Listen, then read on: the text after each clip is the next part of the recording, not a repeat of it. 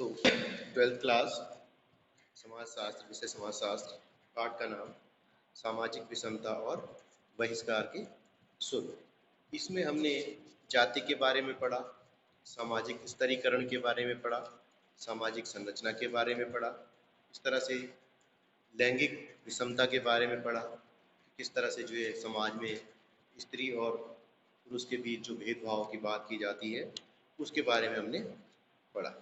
तो आज हम पढ़ेंगे इसमें जाति और जनजाति में क्या अंतर होता है, एक कास्ट एंड ट्राइब। तो क्या होता है इनका मतलब कि जाति और जनजाति में अंतर क्या है कि सबसे पहले जो है जाति या जनजाति, जनजातियों का जो है एक सामान्य नाम होता है, जैसे जाति का भी किसी न किसी नाम से होती है जाति। फिर एक भाषा और एक क्षेत्र होता है जिसमें वो जो है निवास करती है। मतलब एक जो जनजाति होती है वो किसी क्षेत्र में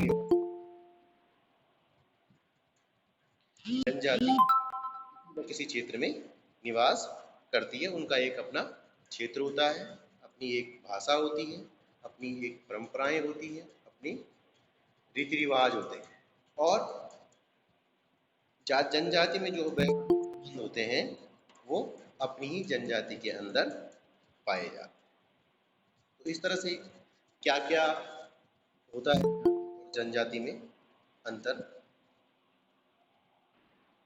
तो सबसे पहला अंतर बेटा जाति और जनजाति में जो होता है कि इसमें जो है सबसे विकास, ठीक, जनजाति का विकास जो है एक निश्चित भूभाग होता है, एक इलाके में होता है और भाषा और संस्कृति के आधार पर, यानी कि जो जनजाति धीरे धीरे विकसित होती है वो अपनी भाषा, संस्कृति और अपने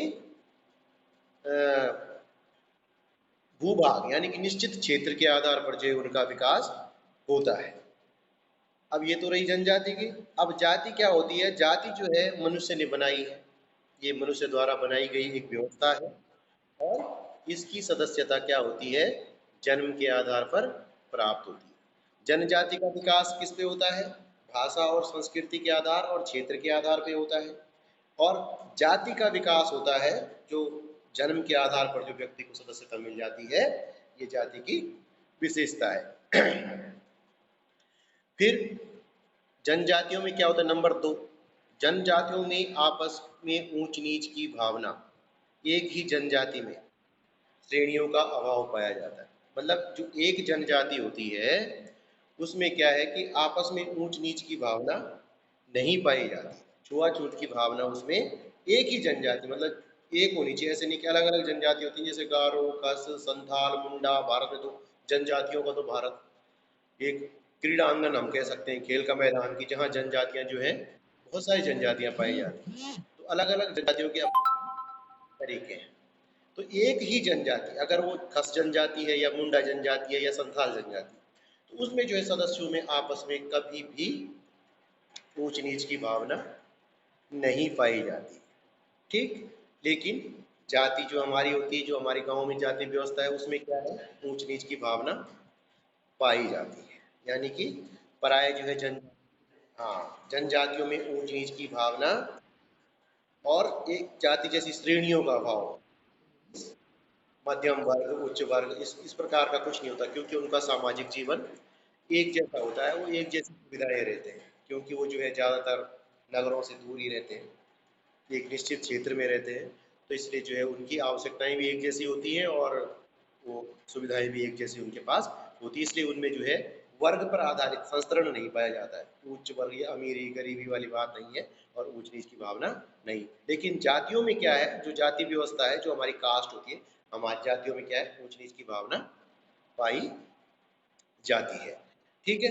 फिर जाति का जो व्यवसाय होता है, सबसे पहले हम जनजाति की बात करते हैं। जनजाति जो है अनेक प्रकार के व्यवसाय करती है। कुछ जो है आखेट कर रही हैं, कुछ जो है जड़ी बूटियां ढूंढ रही, कुछ लोग कंदमूल फल खा रहे हैं, कुछ शिकार कर रहे हैं। तो इस तरह से जातियों में जो है कोई भी व्यवसाय संबंधी कठोर नियंत्रण नहीं पाया जाता है कि भाई आप अपने जिले जो अच्छा मान रहे हैं, भाई कोई शिकार खेलने में तेज है तो वो शिकारी है, कोई जड़ी बूटियां ढूंढने में इंटरेस्टेड है तो वो ढूंढ रहा है। तो अलग अलग इनमें जो है कोई व्यवसाय को लेकर के आपस में जो है कोई इस तरह का जो है प्रतिबंध या नियंत्रण नहीं पाया जाता है। लेकिन जाति व्यवस्था में व्यवसाय को लेकर नियंत्रण अवश्य पाया जाता है। क्यों? क्योंकि प्राचीन समय जो हमारी जाति व्यवस्था है, ब्राह्मण, क्षत्रिय, वैश्य और शूद्र नाम के जो 4 वर्ण बनाए गए थे, तो ब्राह्मण जो है बेटा कोई ऐसे काम नहीं कर सकता जो उसकी प्रतिष्ठा को आँच पहुँचे। ब्राह्मण का काम क्या है? पूजा पाठ करना। और बहुत सारी जगह तो ये बोलते हैं कि कुछ ब्राह्मणों में तो ये भी बोलने वाली बात होती है कि हमने कभी हल नहीं चलाया, यानी कि ब्राह्मण को जो हल चलाने के लिए भी मना किया जाता है कहीं कहीं पर। तो कुछ ब्राह्मण बोलते हैं हमारे यहाँ पे, जैसे पुरोहित कोई आता है तो बोलता है कि नहीं जी, हमने तो जीवन में कभी हल भी नहीं चलाया। तो कहने का मतलब है कि वो उसकी प्रतिष्ठा के विपरीत था। कहने का मतलब मतलब व्यवसाय से संबंधित जो नियंत्रण था वो पाया जाता था हमारे समाज में। फिर है मनाही किस किस चीज की होती है? जनजाति में जो है खाने पीने, सामाजिक सहवास संबंधी नियमों का अभाव पाया जाता है। जनजाति एक ही प्रकार की एक ही जनजाति होती है, उसमें पहले तो ऊंच नीच की भावना पाई ही नहीं जाती। तो इस तरह से उनको जो है खान पान, रहन सहन जैसे कोई भी प्रतिबंध नहीं पाए जाते। मतलब जनजाति के लोग क्या है, एक दूसरे के घरों में आते हैं, रहते हैं और एक दूसरे के साथ मिलजुल कर जो है, मतलब कहने का उनका ये है कि कोई उनमें छुआछूत की भावना नहीं पाई जाती। खान पान संबंधी कोई भी निषेध, जैसे हम लोग बोलते हैं कि भाई हमने खाना जो है फलाना जगह नहीं खाना है, किसके यहाँ नहीं खाना है, तो इस तरह की बात जो है किस में पाई जाती है? जातियों में पाई जाती है। फिर लेकिन जनजाति में ये चीज़ नहीं पाई जाती और जातियों में ये चीज़ पाई जाती है। जाति में क्या है कि जाति व्यवस्था हमें खान पान संबंधी जो निषेध होते हैं उस पर भी नियंत्रण हमारा रखती है। फिर आते हैं राजनीतिक संगठन। तो प्रारंभिक जनजातियों में जो है राजनीतिक संगठन होता है। आपने सुना भी होगा, देखा भी होगा कि अगर कभी नहीं देखा तो आप सीरियल्स या मूवीज में भी जनजातियों के बारे में देखते हैं तो उनका क्या होता है? मुखिया होता है और उसी की सत्ता होती है। जनजाति एक पंचायत होती है, पंचायत में फैसला होता है, पंचायत में जाति का जो मुखिया होता है वो उनका प्रधान होता है।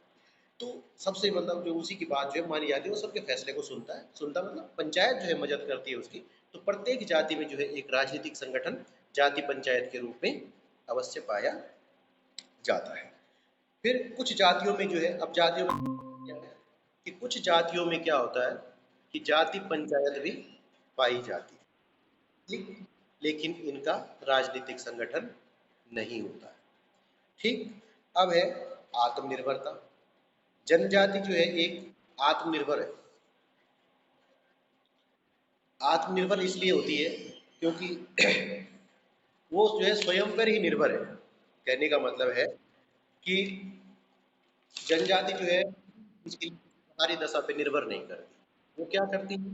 अपने अपने व्यवसाय है, चाहे शिकार पे आधारित है, चाहे कंदमूल पर है। कुछ जातियां घुमंतु झूम खेती भी करती है, घुमंतु है, आज यहाँ पे निवास करती है, कहीं दूसरी जगह चली जाती है।